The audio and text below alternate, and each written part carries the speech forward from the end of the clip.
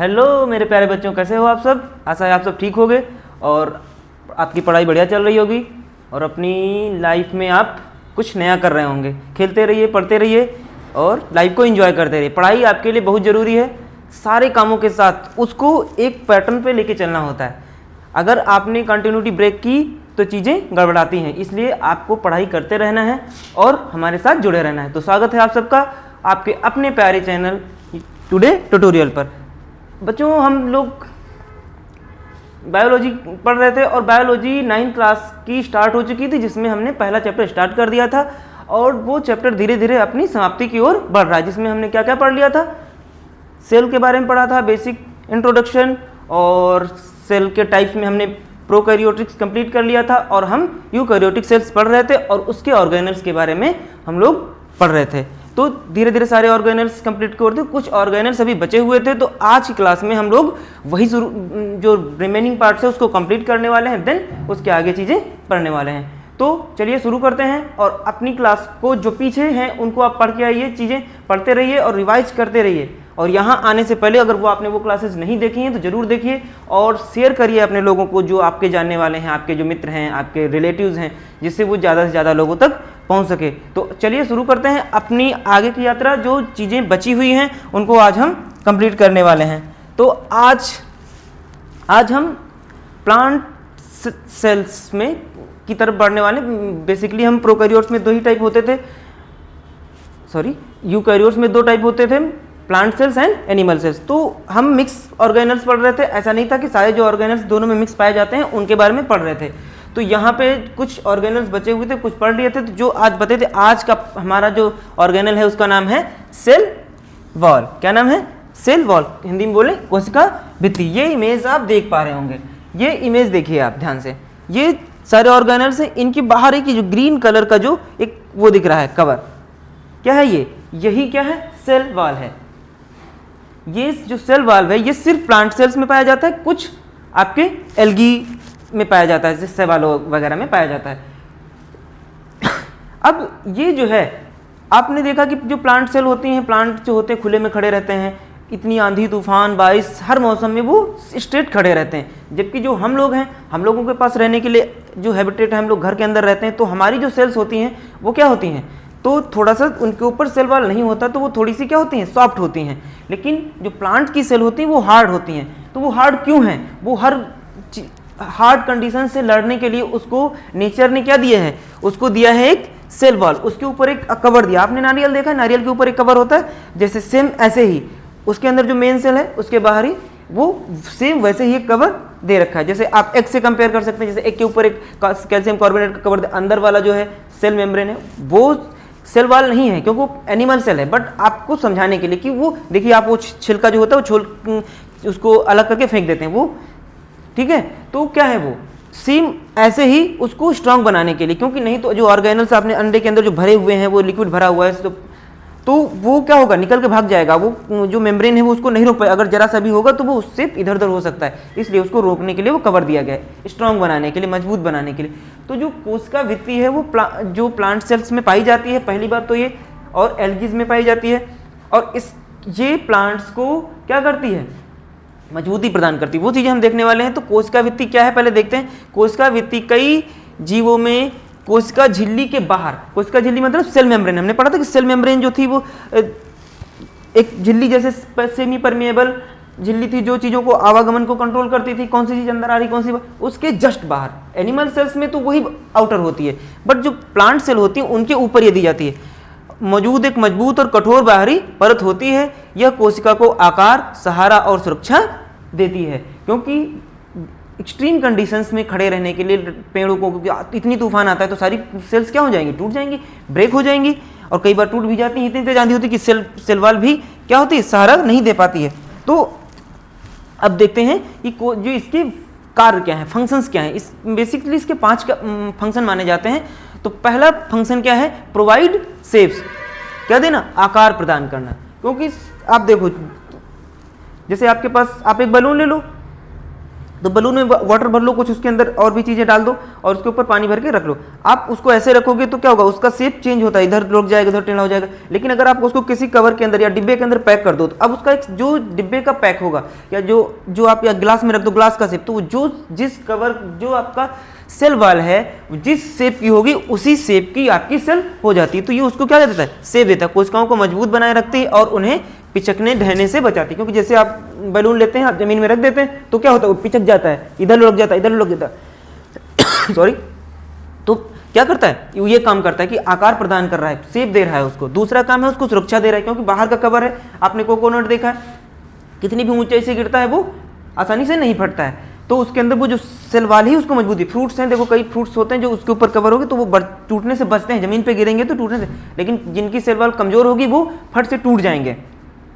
ठीक है, तो उसको सुरक्षा दी, भौतिक सुरक्षा और हानिकारक पदार्थों से सुरक्षा करती है, क्योंकि बाहर से चीजें। और ये क्या होती है कि जैसे हमारी सेल मेम्ब्रेन थी तो वो क्या थी, वो भी सेमी परमेबल थी, वो चीज़ों को आने जाने देती थी। ये भी क्या करता है कि ये अंदर आने जाने का रास्ता इसके पास होता है, कोई भी चीज़ अंदर आ जा सकती है। क्योंकि अगर ये पैक हो जाएगा तो फिर सेल मेम्ब्रेन तक कुछ पहुंचेगा ही नहीं, तो वो फिर डिसीजन नहीं ले पाएगा कि उसको अंदर जाना है। ये सबको आने जाने देती, पानी गैस जो भी है वो अंदर आने जाने के लिए देती है।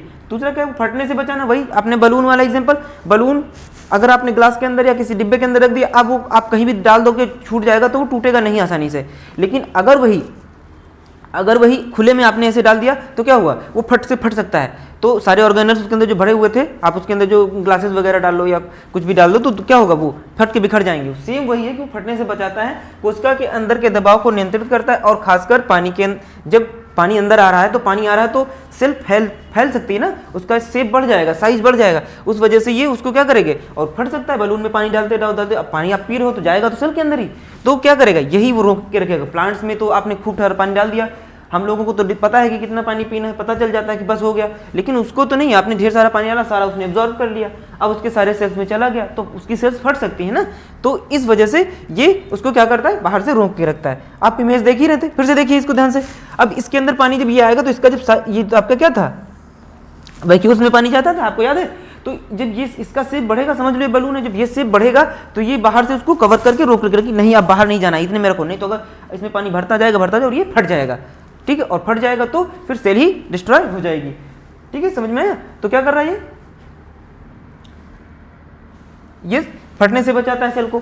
फिर क्या है, सहारा देना, सपोर्ट देता है, क्योंकि पेड़ इतनी ऊंचाई तक इतने बड़े सेल्स में खड़े हुए हैं। क्यों खड़े हुए हैं, क्योंकि हमारी सेल्स जो हैं, हमारी देखो सेल्स, आप अब दबाओ देखो क्या है, इतना स्ट्रांग नहीं है, लेकिन इनकी है तो ये सारा स्ट्रेट दे रहा है, मैकेनिकल सपोर्ट देता है और पेड़ सबसे ऊपर की तरफ बढ़ा जाता है, क्योंकि सेल्स उतनी अंदर से सारी चीज़ें सॉफ्ट होती हैं। यही जो है वो रिजिड होता है, जो हार्ड होता है वो उसको सारा देके ऊंचा खड़ा रखने में मदद करता है। पदार्थों की आवाजाही को नियंत्रित कर, ये बात अभी हमने आपको बताई थी कि ये उसको नियंत्रित करता है कि कौन चीज़ें अंदर जाएंगी, कौन सी बाहर आएंगी।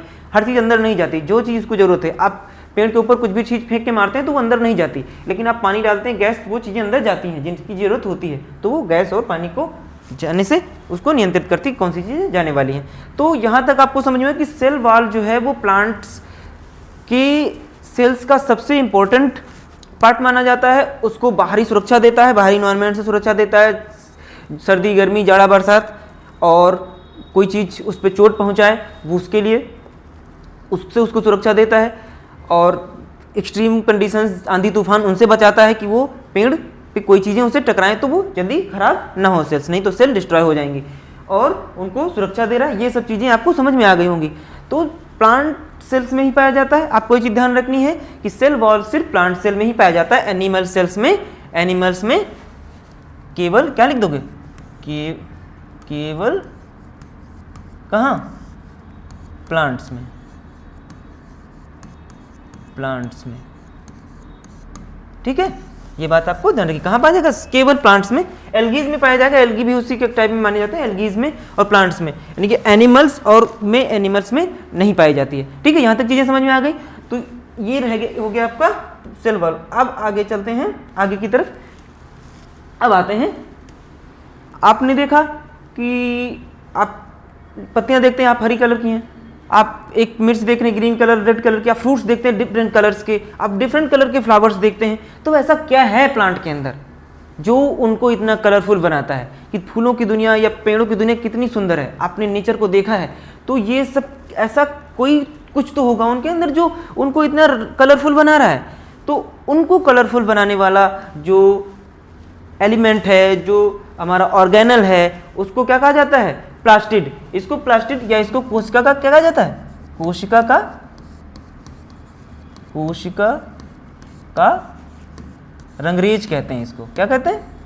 रंगरेज कहा जाता है। रंगरेज का मतलब होता है जो डिफरेंट कलर्स के, आप जैसे बार बार ड्रेस चेंज करते रहते हैं, ये कलर वो कलर, तो उनको रंगरेज कहा जाता है। बहुत जल्दी चीजें अपने डिफरेंट, जिनको बहुत सारे कलर्स हो, तो कोशिका का रंगरेज कहा जाता है इसको। किसको? प्लास्टिड्स को। अब चीजें समझ में कि जो प्लांट्स को कलर देने वाला जो ऑर्गेनल है वो यही है। ठीक है, तो अब पढ़ते हैं क्या है। प्लास्टिड दोहरी झिल्ली वाला एक कोशिकांग होता है, यानी कि डबल मेम्ब्रेन कवर्ड। सारे ऑर्गेनल हमने पढ़ा था कि क्या होते हैं? मेम्ब्रेन कवर्ड होते हैं यूकेरियोट्स में, प्रोकैरियोट्स में नहीं होते थे। तो इसके ऊपर तो डबल मेम्ब्रेन होती है।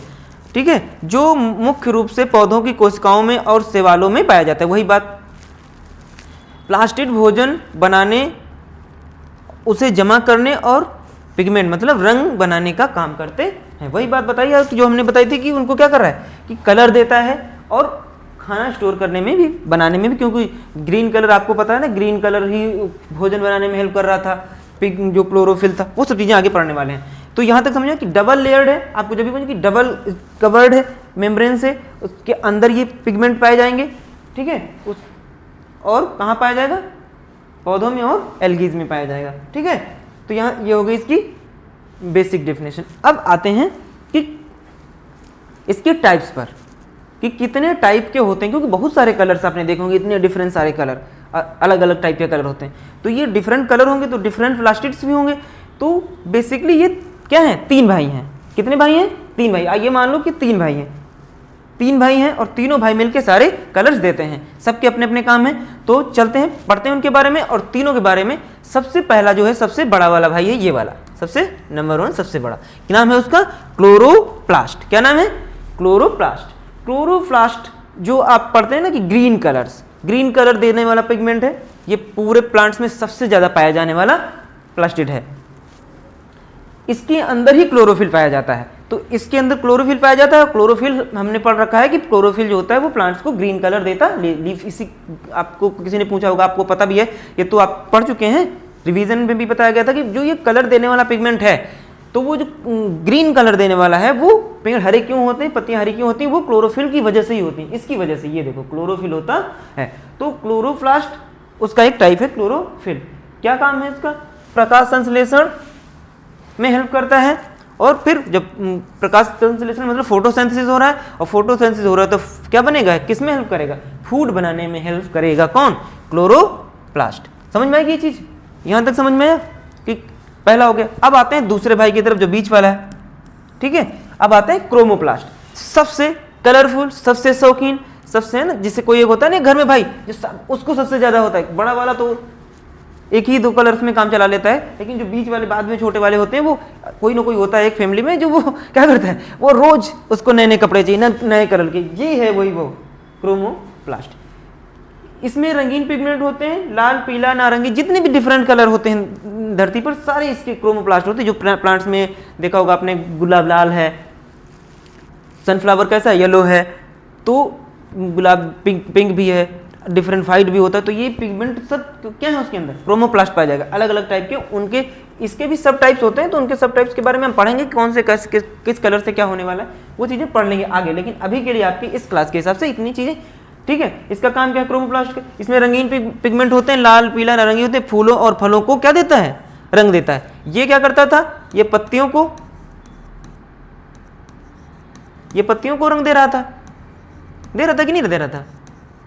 पत्तियों और आपका जो आपका स्टेम भी है उसमें भी ग्रीन कलर होता है। तो ग्रीन कलर जहां भी पाया जाएगा वो चीजें यहां मिलेगा। फ्रूट्स में भी ये रहेगा, क्योंकि जब तक फ्रूट्स ग्रीन होते हैं तब तक क्लोरोफिल उसमें रहता है।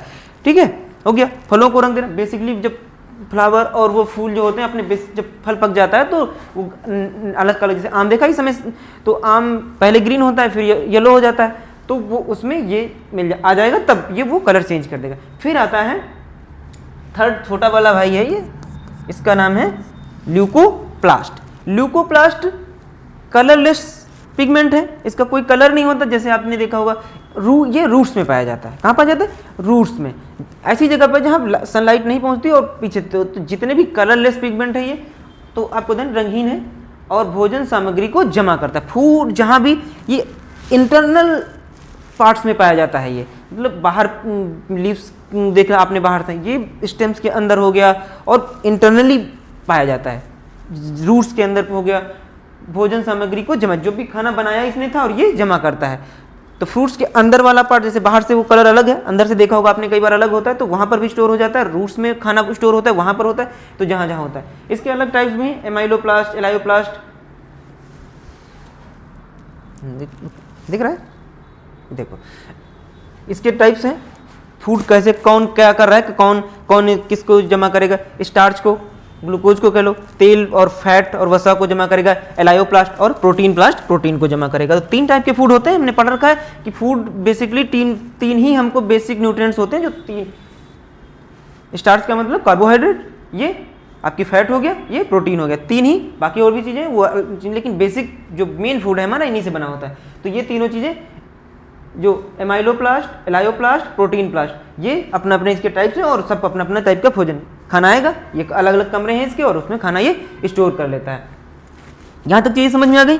तो यहाँ ये प्लास्टिड हो गए, आपको समझ में आ गया कि कैसे कलर, एक प्लांट कैसे कलरफुल है और इतनी डिफरेंट टाइप कलर्स कौन दे रहा है।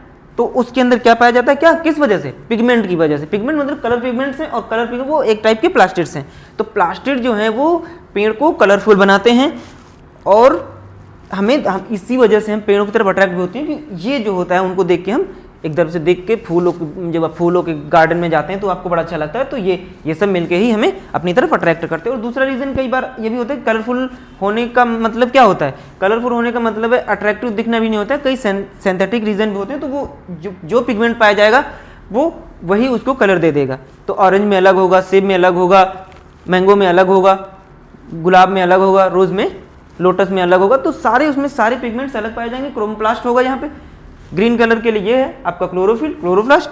तो यहाँ तक चीज़ें आसानी समझ में आ गई। और यहाँ पे हमारे सारे ऑर्गेनेल्स जितने भी हैं वो समाप्त होते हैं। तो अब ऑर्गेनेल्स समाप्त हो गए हैं, प्रोकैरियोट्स और यूकैरियोट्स दोनों कंप्लीट हो गया है। सेल के टाइप्स कंप्लीट होते हैं यहाँ पर। और अब इसके बाद हम लोग जो सेल्स की जो बेसिक फंक्शनिंग और उसके बारे में पढ़ेंगे और जो बची हुई चीज़ें हम नेक्स्ट क्लास में कवर करेंगे। यहाँ आज के लिए हम इतना ही रखते हैं। और क्योंकि उसको इसके साथ कंबाइन करना ज़्यादा सही नहीं रहेगा, क्योंकि ये चीज़ें आप पढ़ के आइए और तब हम आगे उसके बाद अब फंक्शनिंग के बारे में और कैसे नई सेल्स, आगे क्लास आपके लिए बहुत मज़ेदार है क्योंकि सेल की फंक्शनिंग ही सबसे इंपॉर्टेंट है। ऑर्गेनेल्स के फंक्शंस पढ़ लिए, अब सेल, एक नई सेल से कैसे सेल डिवीजन बचा हुआ है, जो चीज़ें बची वो करने वाले हैं। तो आशा है सब चीज़ें समझ में आई होंगी यहाँ तक। और पढ़ते रहिए, चीज़ें समझ में नहीं आती हैं तो आप पूछिए, आप हमसे पूछिए, आप अपने जो आपके आसपास आपके बड़े हैं उनसे पूछिए, क्योंकि क्वेश्चन रेज होना बहुत अच्छी बात होती है। कि जब तक क्वेश्चन साइंस में आपने देखा, न्यूटन ने फ्रूट गिरते देखा, सब देखते हैं, लेकिन उन्होंने क्वेश्चन रेज किया था और वो एक, आज हम उनके लॉज पढ़ते हैं, उनके इतने बड़े बड़े जो फिजिक्स आज पूरी उनकी उस पर टिकी हुई है। तो क्या है, ये चीज़ें, तो क्वेश्चन आना अच्छी बात है, लेकिन उसको मन में रखना नहीं होता है। क्योंकि अगर आपने पूछा नहीं डर के मारे, बिल्कुल मत डरिए, गलत सही जो भी आंसर मिले, टीचर कभी भी आपके क्लास में क्वेश्चन पूछता है, हम पूछते हैं, तो आप उनको बताइए और पूछिए। जो भी गलत सही है वो बात की बात है, क्योंकि हम सीखने बैठे हुए हैं। तो सीखना, अगर सीखना है तो क्वेश्चन रेज करना सीखिए, अगर नहीं तो फिर जो भी पढ़ाया पढ़ लिया, बस चले आए, बैग उठाए, घर चले आए, उससे चीज़ें, आप नई चीज़ें नहीं सीख पाओगे। क्योंकि मैंने जो कुछ पढ़ाया, आशा है सब कुछ समझ में आया। नहीं समझ में आया तो आप फिर से पूछिए। कोई चीज़ अगर नहीं समझ में कि सर ये नहीं समझ में आया, या कोई आपने कहीं से कोई बात सुनी हुई है, पढ़ी हुई है, और आपको यहाँ पर कि सर वो हमें समझ में नहीं आ रही थी, आप समझा दीजिए सर, तो वो आप यहाँ पे क्वेश्चंस में करिए, कमेंट करिए और अपने ज़्यादा से ज़्यादा लोगों को शेयर करिए, जिससे ये चीज़ें उन तक पहुँचें। तो आशा है सब चीज़ें समझ में आ गई होंगी और हम उम्मीद रखते हैं कि आप ये सब चीज़ें रिवाइज करके आएंगे। नेक्स्ट क्लास बहुत इंपॉर्टेंट होने वाली है और वहाँ पे शायद हम इस चैप्टर को कंप्लीट कर लें। उसके लिए ये सब चीज़ें तैयार होनी जरूरी है। जितनी भी पीछे वीडियोस हैं सारी आप पढ़ के आइए तो ज़्यादा मजा आने वाली है। और फिर देखिए, वो इतनी क्लास मज़ेदार है कि आपको पता चलेगा कि कैसे एक नया पेड़, कोई नई सेल कैसे बनती है, नया पेड़ कैसे बनता है, नया जीव कैसे बनता है, सारी प्रोसेसिंग हम पढ़ने वाले हैं। कैसे आपने देखा होगा कि जो एक डिजीज़ का नाम था कैंसर जैसी डिजीज़ के बारे में, कैसे वो इतना जानलेवा हो गई, खतरनाक हो गई है कि वो हम उसका नाम सुनते लोग कांप उठते हैं। तो क्यों होता है, ये सब वहाँ पढ़ने वाले हैं। तो लास्ट क्लास में हम उन चीज़ों को खत्म कर लेंगे। हो सकता है मैं कोशिश रखूँगा कि अब ये नेक्स्ट क्लास में चैप्टर कंप्लीट हो जाए और आपका पहला चैप्टर सेल कंप्लीट हो जाएगा वहाँ पे। उसके बाद देन हम लोग क्वेश्चन आंसर सेशन रख लेंगे, जिसमें हम कुछ ऑब्जेक्टिव कुछ सब्जेक्टिव आपको क्वेश्चंस देंगे, जो आप ऑब्जेक्टिव हम सॉल्व करवा देंगे, सब्जेक्टिव आप क्या करेंगे, लिख के लाएंगे और हमारे उस पे चैनल पे भेजेंगे, जिससे हम लोग। तो छोटी सी जानकारी आप सबके लिए कि ये जो हमारा एक प्लेटफॉर्म है जहां ऑफलाइन हमारी क्लासेस चलती हैं और यहां आप जुड़ सकते हैं, और जुड़ के जो आसपास के हैं वो यहाँ के इन्वायरमेंट में रह के हमारे साथ रह के चीज़ें कर सकते हैं। अगर आप आना चाहते हैं तो आप आइए, कांटेक्ट करिए, और यहाँ पर ये हमारा एड्रेस है, ये एड्रेस लिखा हुआ है, और आप आके फर्स्ट लाइफ पे उस मेरा नंबर, वहाँ हमारी इंस्टीट्यूट का नंबर भी है, शायद इस पे नंबर नहीं दिया हुआ है, तो वहाँ पर जाकर उनको आप कांटेक्ट कर सकते हैं और यहाँ जुड़ सकते हैं। तो आज के लिए इतना रखते हैं। आप रिवाइज करिए, पढ़ते रहिए। पढ़ना एकदम से नहीं पढ़ना है, थोड़ा थोड़ा। देखो हम इसीलिए बहुत लंबी क्लासेस नहीं बनाते, थोड़ा थोड़ा पढ़िए, अपनी कंटिन्यूटी सारे सब्जेक्ट्स को थोड़ा थोड़ा टाइम देते रहिए, सेक्शंस में बांटिए और सब कुछ एक फ्लो में चलाइए धीरे धीरे। अपने आप को कहानी सुनाई थी कछुए वाली, तो कछुए की रफ्तार से चलते रहना है और आप जीत जाएंगे। लेकिन अगर आप भागे तो एकदम से भागेंगे, थक जाएंगे, और फिर थकेंगे तो फिर वो रिकवर करना मुश्किल होगा। इसलिए खुश रहिए, पढ़ाई करिए, अपना ध्यान रखिए, बड़ों का ख्याल करिए, अपने माता पिता की सेवा करिए, ये सब चीज़ें बहुत जरूरी हैं। मौसम गर्मी है तो खूब पानी पीजिए, क्योंकि स्वास्थ्य, अच्छा स्वास्थ्य बहुत जरूरी है। तो स्वास्थ्य का भी ख्याल रखिए, क्योंकि बायोलॉजी पढ़ रहे हैं तो अपना तो ख्याल रखना ही रखना। और ये मैं आपको कहने वाला हूँ कि ये जब आप चैप्टर कंप्लीट करेंगे, हम लोग मतलब बायोलॉजी जब हम कंप्लीट करेंगे 9th क्लास की और 10th क्लास की, दोनों क्लास की जब कंबाइंड कंप्लीट हो जाएगी, तो आपको अपना केयर करना खुद से आ जाएगा। खुद आपको पता चल जाएगा कि अभी क्या होता है ना, आप जिस एज में हैं उस एज में कुछ भी खा लेते हैं और सब कुछ हो भी जाता है, लेकिन एक समय के बाद आपको लगेगा कि चीज़ें कैसे चलनी चाहिए। तो वो आपको मेंटेन करके रखिए, खाने की चीज़ें सही चीज़ें खाइए, ज़्यादा जंक फूड्स मत खाइए, बाहर की चीज़ें थोड़ा अवॉइड करिए, और स्वास्थ्य का ध्यान रखिए, माता पिता की सेवा करिए। और चलते हैं, फिर मिलते हैं जल्दी ही, ठीक है। तो नेक्स्ट क्लास में और आप पढ़ के आइए, हम फिर कंटिन्यू करेंगे। थैंक यू, धन्यवाद, take care, bye bye, love you.